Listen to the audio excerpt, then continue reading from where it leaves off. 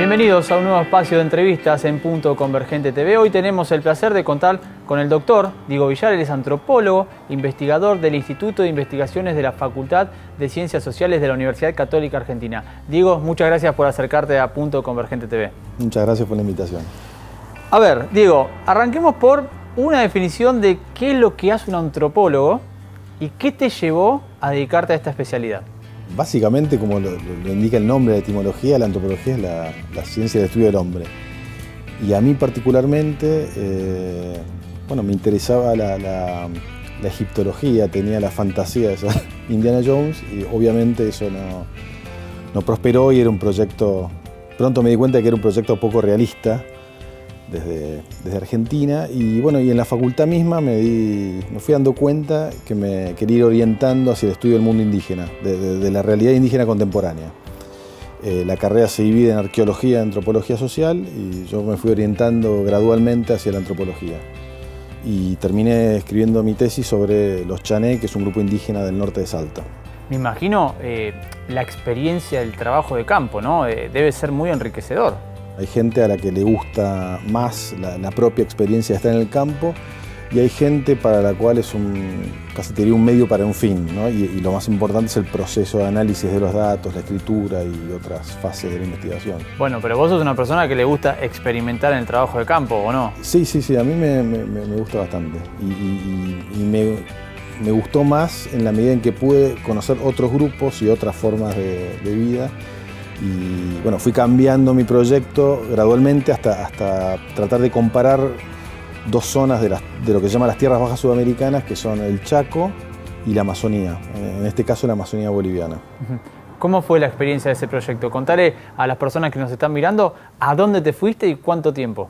Bueno, después de Salta comencé a trabajar en Bolivia, en el norte de Bolivia, en la selva, la región amazónica, que es una zona cauchera, ¿no? que fue, colonizada y casi, entre comillas, creada por el boom del caucho que se dio entre 1880 y 1920.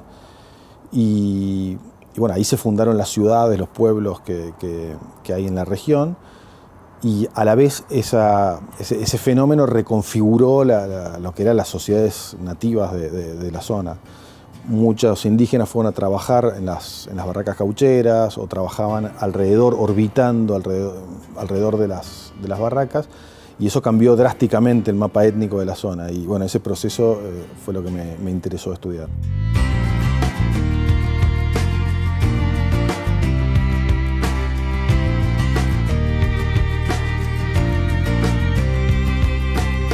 ¿Cuáles eran los objetivos puntuales del proyecto que vos fuiste ahí y te instalaste? Por un lado, el estudio de la religiosidad contemporánea o de las creencias contemporáneas, que básicamente se trata de comprender lo que podría llamarse sincretismo, ¿no? O hibridación o mezcla entre diferentes creencias religiosas.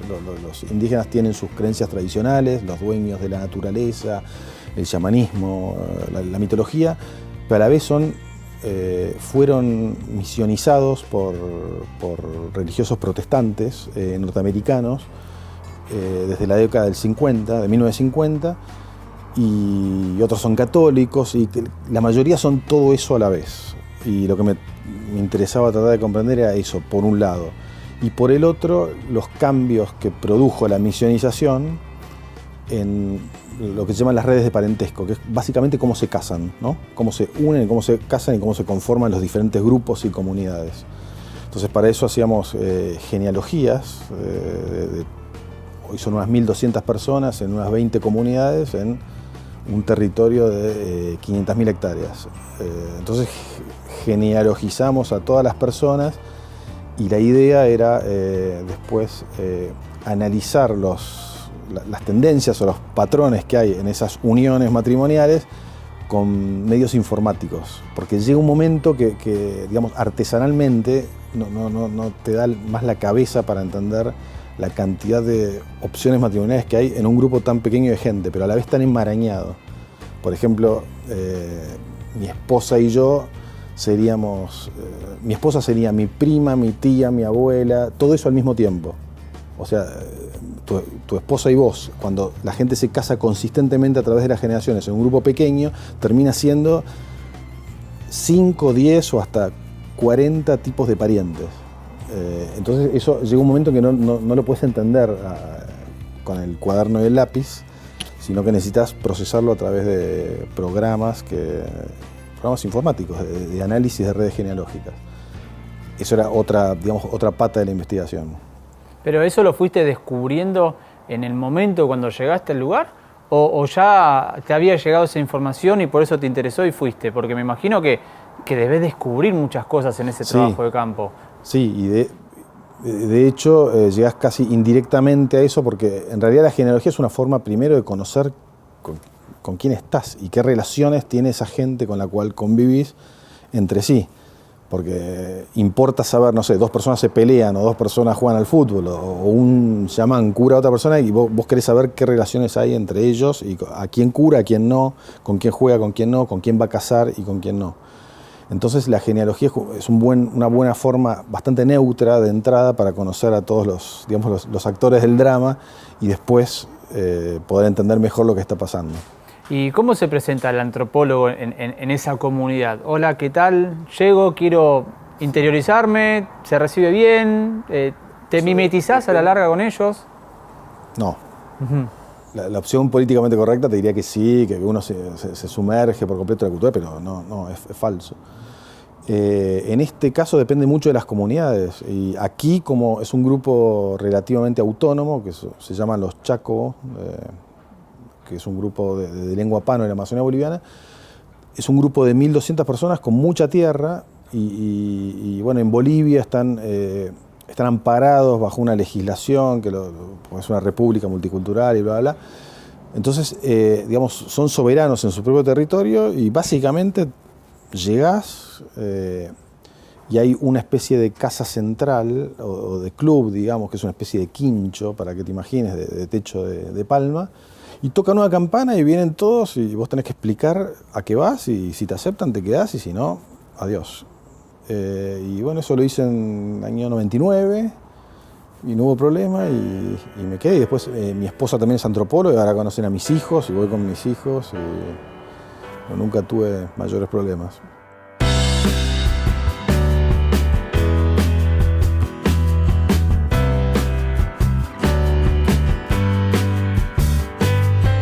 Contame cómo era un día del trabajo de campo, un día tuyo ahí. ¿En qué condiciones estabas? ¿Cómo interactuabas? ¿Cómo vivías? Sí. ¿Cómo te fuiste integrando? ¿Cómo se fueron soltando? Básicamente se trata de... El antropólogo, el método canónico, así tradicional del antropólogo, se llama observación participante. Entonces vos tenés que tratar de, básicamente, hacer lo que hacen ellos. Y en ciertas circunstancias, si te interesa algún tema, podés hacer o proceder a una metodología más formal de entrevistas y esas cosas. Pero en general se trata de hacer lo que hacen y observar y tomar nota, muchas veces mental, porque si estoy aprendiendo a cazar con ellos, no voy a estar ni tomando notas ni grabando. Pero es eso, es hacer lo que hacen ellos. Entonces básicamente es buscar leña a la mañana, juntar agua, es una zona sin luz, sin agua, sin chozas. Relativamente aislada, a unos 150 kilómetros de la ciudad más cercana. Y después yo hago lo que hacen los varones, que es ir a cazar, jugar al fútbol, arreglar la moto y el día es corto, a las 7 de la noche es de noche y se acabó. Y en este caso mi esposa va a buscar agua con las mujeres, hace chicha, que no sé si sabes lo que es una bebida fermentada de mandioca o de maíz, que es lo que toma, es muy nutritiva, a la vez no todo el mundo le gusta porque se masca, ¿no? Entonces se juntan todas las mujeres del grupo, mascan mandioca, se tira, se mezcla todo, volvés a agarrar, mascás, y la saliva la fermenta y es una especie de bebida alcohólica, a la vez muy nutritiva y se usa mucho en las fiestas o cuando juegan al fútbol o lo que fuere, la bebida tradicional de ahí. Eso hacen las mujeres, lavan la ropa, hacen la comida y bastante separado la esfera masculina y la femenina. ¿Qué conclusiones así a grandes rasgos pudiste sacar después de esta experiencia? Muchas. En el plano de las ideas, en el plano de las ideas religiosas, que la obsesión la obsesión por la ortodoxia teológica o religiosa es nuestra, no un tema de ellos, porque como te decía, ellos perfectamente se curan con el chamán, después van al médico, van a una misa católica y si hay un culto pentecostal o evangelista van también y no tienen ningún problema en eso. O sea, no es incompatible de ninguna manera pensar que está enfermo de diabetes o de cáncer con ir al chamán para averiguar quién fue puntualmente el que le contagió la diabetes o el cáncer o lo que fuera. En el plano de lo que te contaba de las redes de parentesco, por ejemplo, que hay una relación bastante estrecha con la memoria genealógica, con cómo recuerdan y cómo conocen a sus parientes. Por ejemplo, en este grupo puntualmente tienen un set de nombres personales. Hay 15 nombres de varones y 15 nombres de mujeres que se repiten, ¿no? Según una regla bastante matemática. Entonces yo inicialmente pensaba que eso te complicaba porque iban a llamarse todos iguales. Invariablemente en una situación en que somos 10 personas, hay 7 que nos vamos a llamar igual. Entonces yo pensaba que eso complicaba el reconocimiento de la gente y la individualización de las personas.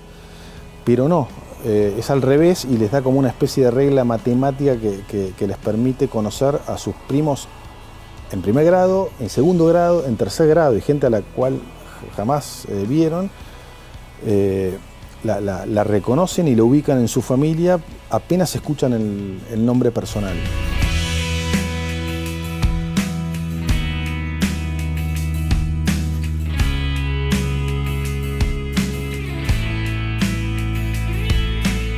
Para ir cerrando, ¿cuáles son los proyectos con los cuales estás trabajando ahora? Ahora, concretamente, lo que voy a trabajar es sobre lo que se podría llamar la apropiación mecánica por parte de los indígenas, porque tradicionalmente esta gente, siempre los varones estaban, no sé, primero se pasaban el día limpiando el arco y flecha, después el rifle. Hoy, si vos ves, están las chozas y a la hora de la siesta están todos desmontando y limpiando las motos. Compran, cuando trabajan vendiendo castañas o venden caza o pesca en los pueblos cercanos, juntan plata y con eso compran motos chinas, que había una especie de boom de motos chinas por toda la región amazónica, y a la vez ya hay carcasas y restos como fósiles mecánicos en toda la aldea, todos tirados, y la moto es un elemento indispensable de la sociabilidad indígena hoy, y eso reconfigura a la vez el uso del espacio, las relaciones de género, porque la moto es como algo súper masculino, pero a la vez las mujeres no se quieren quedar afuera y comienzan a usarlas,